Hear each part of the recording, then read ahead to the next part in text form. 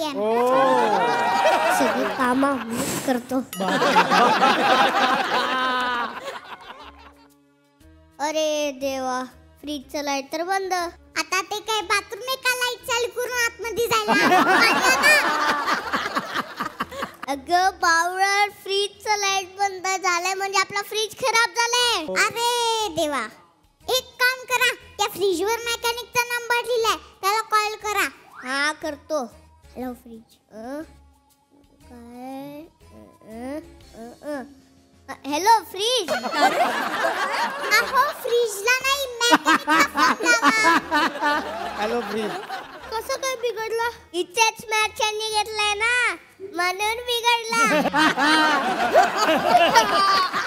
ओ वाटेल ते बोल नका. बघा ही पण बिघडली.